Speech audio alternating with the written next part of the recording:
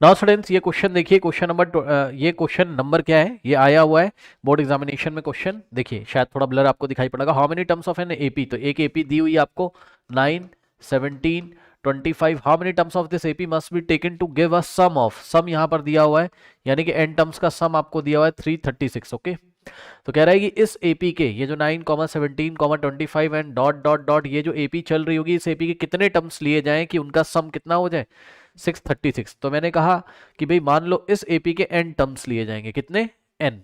तो N terms लेने पर उसका सम कितना आता है 636। तो एन की वैल्यू यहाँ पर आपको निकालनी है। जैसे ये देखो ना, 1 टर्म, 2 टर्म, 3 टर्म, फिर नेक्स्ट 4 टर्म आता होगा, 5th टर्म, 6th टर्म, तो ऐसे कितने टर्म आते होंगे इसमें, एन टर्म्स आते होंगे। एन टर्म्स का सम कितना है 636 है। ओके, तो आपको एन की वैल्यू निकालनी। अब देखो इस क्वेश्चन में आप देखोगे तो इसका फर्स्ट टर्म कितना है, 9 है, और उसका कॉमन डिफरेंस कैसे निकालोगे, 17 माइनस 9 कितना हो जाएगा, A2 माइनस A1 है ना, 17 माइनस 9 कितना हो जाएगा, ये हो जाएगा आपके पास 8। ओके, तो कॉमन डिफरेंस कितना आ गया, इसका 8 आ गया।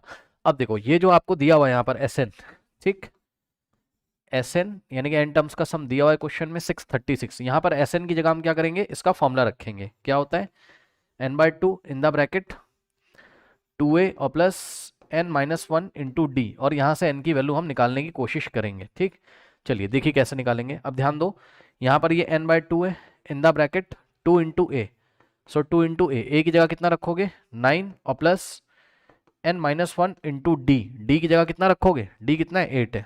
ठीक, इज इक्वल्स टू 636। अब इसकी कैलकुलेशन देखो कैसे करेंगे। सबसे पहले देखो यहाँ पे ध्यान से चेक करना, ये 2 इंटू 9 है फर्स्ट टर्म में, हाँ 2 कॉमन लेने की कोशिश मैं कर रहा हूँ, यस, ये 2 इंटू 9 है, और यहाँ देखो इस पूरे में क्या है 8 है, मतलब n-1 इंटू 8। 8 को आप क्या लिख सकते हो 4 इंटू 2, तो मैं आपको यहीं पे दिखा दूँ, कोई दिक्कत नहीं होगी।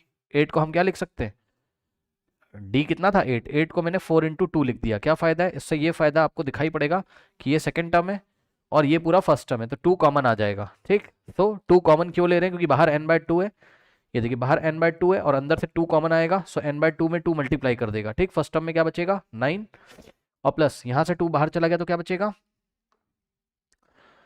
n-1 इंटू में 4 बचेगा, ये बच जाएगा, ये 2 चला गया बाहर। ठीक, इज इक्वल्स टू 636। ठीक, अब ये वाला 2 से कैंसिल हो जाएगा, तो हमारे पास कितना आ जाएगा, चेक करो, n तो बाहर है और ब्रैकेट में, हाँ ब्रैकेट में कितना हो जाएगा 9 और प्लस n बचेगा बाहर, और ब्रैकेट में 9 प्लस, अब देखो ये जो बच गया आपका, इसको हम देखते हैं, n-1 इंटू 4 इंटू में 4 है, इज इक्वल्स टू में कितना है 636। ठीक है, अब ध्यान दो जरा, n इन द ब्रैकेट, ये 9 ऐसे ही रहेगा, और प्लस ये जो 4 है ये इस ब्रैकेट में मल्टीप्लाई करेगा, 4 इंटू एन कितना हो जाएगा 4n, और 4 इंटू -1 करोगे तो -4 आ जाएगा। ठीक, इज इक्वल्स टू 636। अब यहाँ से n इन द ब्रैकेट 9, अब देखो 9 माइनस 4 कितना होता है 5। ठीक, सो हम क्या करेंगे, 9 माइनस 4 कितना होता है 5, और plus 4n is equals to 636। अब यहां से आपके पास एक क्वाड्रेटिक इक्वेशन बनेगी जिसको हमको स्प्लिटिंग द मिडिल टर्म से सॉल्व करना होगा। देखिए कैसे, n जाएगा अंदर तो n इंटू 5 5n, और प्लस n इंटू 4n कितना होता है 4n स्क्वायर, सही है ना, n इंटू n कितना हो जाएगा n स्क्वायर, और n इंटू 4, समझ ना, n into 4n, n 4n square. ठीक है, इज इक्वल्स टू 636। अब देखो, अब आप एक काम करो, इसको थोड़ा रीअरेंज कर लो, 4n स्क्वायर को पहले लिखो 5n को बाद में, भाई दोनों का एडिशन है ना, 5n प्लस 4n स्क्वायर लिखो, या 4n स्क्वायर प्लस 5n लिखो, बात क्या है सेम, तो 4n स्क्वायर और plus 5n is equals to 636। ठीक, अब हम क्या करेंगे नेक्स्ट स्टेप में, देखिए जरा, यहाँ से हो जाएगा 4n स्क्वायर और प्लस, हाँ प्लस 5n, और 636 को लेफ्ट में लाओगे, 636 को लेफ्ट में लाओगे तो माइनस हो जाएगा, इज इक्वल्स टू में राइट में कुछ नहीं बचेगा, यानी कि 0। ये आ गई आपके पास क्वाड्रेटिक इक्वेशन। ठीक, अब इस क्वाड्रेटिक इक्वेशन को हम कैसे सॉल्व करें, या तो क्वाड्रेटिक फॉर्मूला लगा लो और या तो स्प्लिटिंग द मिडिल टर्म। तो देखते हैं, थोड़ा डिफिकल्ट है, बस यही बच्चों को प्रॉब्लम भी हो रही होगी कि इसका स्प्लिटिंग द मिडिल टर्म कैसे करें। ठीक, तो देखो जरा, 4n स्क्वायर, हाँ यस, देखिए अब जिन बच्चों को इसका कॉन्सेप्ट नहीं पता है, सबसे पहले हम क्या करते हैं, ये जो लास्ट में नंबर लिखा हुआ है ये, इसको उठा के ये एन स्क्वायर के कोफिशिएंट से मल्टीप्लाई किया जाता है साइन के साथ, -636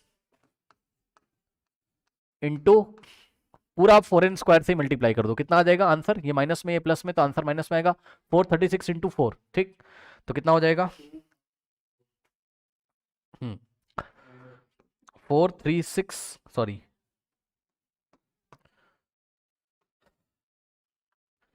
636 इंटू 4 करिए, 4 6 24, 2 4 6 12 प्लस 2 14, 1 4 6 24 प्लस 1 25, 2 4 डबल 4 आ गया और माइनस का आएगा तो माइनस 2 4 माइनस 2 4 सॉरी माइनस हाँ 2544 है, ठीक। और साथ में क्या बचेगा एन स्क्वायर। अब मेरी बात ध्यान से सुनो, जैसे ही आपने ये लास्ट वाले नंबर को यहाँ मल्टीप्लाई किया तो जितना आता है आंसर, अब आप इसका साइन तो छोड़ो, साइन आप मत देखो, बस आप न्यूमेरिकल वैल्यू देखो। इस न्यूमेरिकल वैल्यू के आप प्राइम फैक्टर कर लो, ठीक।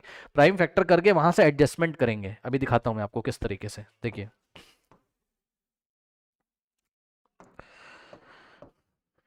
ये देखिए कितना है 2544, इसके प्राइम फैक्टर करोगे आता है करना, 2 से जाएगा पहले, 2 1 2 2 2 4 1, जैसे एलसीएम निकालते हैं ना, मतलब प्राइम फैक्टराइजेशन चैप्टर नंबर 1 में पढ़ा है आपने। 2 1 2 2 4 1 जाएगा, 2 7 14 2 2 ठीक। फिर से 2 से जाएगा, 2 6 12 2 3 6 1 जाएगा, 2 6 ओके। फिर 2 3 और 2 1 1 जाएगा, 2 8 ठीक। फिर 2 से जाएगा, 2 1 2 1 जाएगा, 2 5 10 1 जाएगा, और 2 9 क्या होता है 18, ठीक। अब यहाँ से ही जाएगा कितने से, 5 + 1 कितना होता है 6 होता है, और 9 + 6 कितना होता है 3 से जाएगा क्या, यस 3 से जाएगा, वेरी गुड। 3 5 15, 3 3 और देखिए 53 किसी भी नंबर से डिवाइड नहीं होगा, तो 53 एक प्राइम नंबर है, ठीक। 53 इंटू 1 कितना होता है 53। अब आपकी बात यहाँ बनती हुई नजर आएगी, सर कैसे सर, आइए मैं आपको दिखाता हूँ। ये जो नंबर था क्या 2544 को आपने क्या लिखा, देखो this into this into this into this, ये सब तो साथ साथ आ जाएंगे, ठीक। तो ये सब मिलके आपको कितना दे देंगे, 2 2 4 4 2 8 8 2 16 3 48, इन सबको मल्टीप्लाई करके 48 बनेगा, और ये बच जाएगा 53, यानी कि 48 इंटू 53 हम इसको लिख सकते हैं, खुद सोचो, ठीक। सो 2544 को हम 48 इंटू 53 लिख सकते हैं, यस सर लिख सकते हैं, क्योंकि मल्टीप्लाई करोगे इन दोनों को जितना ही आएगा। कहने का ये मतलब है कि ये जो आपका नंबर आया है, ये जो आपका नंबर है, ठीक, इस नंबर को लाने के लिए, यानी कि किसको लाने के लिए, -2544 n स्क्वायर को लाने के लिए आप इन दोनों नंबर को का यूज कर सकते हो। अगर हम क्या करें, अच्छा आंसर माइनस में लाना है, ठीक। और यहाँ पे देखो मिडिल टर्म में आंसर कैसा लाना है, पॉजिटिव में, ठीक। तो जो इसमें से बड़ा होगा उसका साइन हम क्या रखेंगे, पॉजिटिव, ठीक। तो यहाँ से देखिए 53 n को पॉजिटिव रखा, और इनटू में 48 n को हमने क्या रखा, नेगेटिव में रखा, ये लीजिए। अब इन दोनों को अगर मल्टीप्लाई करोगे तो आपको यही मिलेगा, प्लस माइनस माइनस, और n into n square 53 into 48 2544, ठीक। और आप एक खास बात और देख लो कि 53n में से अगर हम 48n माइनस करें, ये देखिए, तो हमको 5n मिल जाता है, यानी कि 5n की जगह हम क्या लिखेंगे, 53n माइनस 48n, देखा, ठीक। तो इस तरीके से स्प्लिटिंग द मिडिल टर्म करने में कामयाब हो गए हम लोग।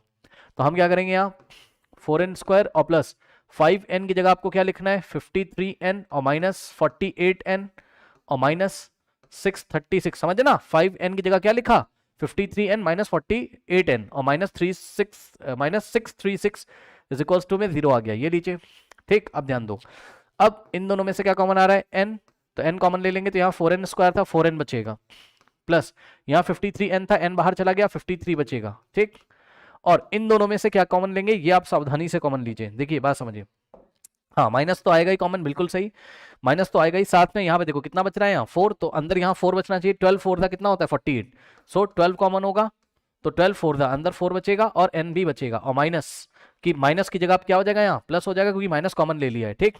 अब 636 को 12 कॉमन लिया है, तो 636 को 12 से अगर आप डिवाइड करोगे, ठीक है ना, तो कितना आ जाएगा यहाँ पर देख लेते हैं, 636 डिवाइडेड बाय 12 करिए, देखिए कितना आएगा, 12 5 कितना होता है 60, यहाँ 3 और ये 6, 3 36, 12 3 लीजिए 53 आ जाएगा अंदर, ठीक। तो इस तरीके से यहाँ पे कितना आ जाएगा 53 आ जाएगा, ठीक, इज इक्वल टू 0। जिसको कॉमन लेना नहीं आया, -12 को अंदर वापस मल्टीप्लाई करके देख लो बच्चों, -12 इंटू 4n माइनस 48n आ जाएगा, और -12 इंटू प्लस 53 माइनस 636 आ जाएगा, तो बिल्कुल सही हम लोग ने किया है, ठीक। अब हम क्या करेंगे,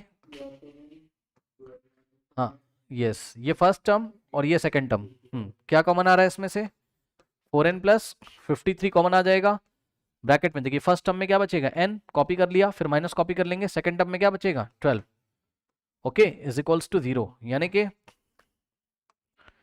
क्या हो जाएगा यहाँ से 4n और प्लस 53 और दूसरे ब्रैकेट में क्या आएगा n minus 12 is equals to 0। अब हम क्या करेंगे, एक बार इसको 0 रखेंगे, सो 4n और प्लस 53 इज इक्वल्स टू 0 रखेंगे, तो यहाँ से क्या आ जाएगा 4n is equals to minus 53, और n 4 जाके उधर डिवाइड लगाएगा तो n is equals to minus 53/4। ये तो वैल्यू हो नहीं सकती, n की वैल्यू कभी भी फ्रैक्शन में नहीं हो सकती, क्योंकि n क्या होता है, n हमेशा कैसा होता है, पॉजिटिव इंटीजर होता है, ठीक।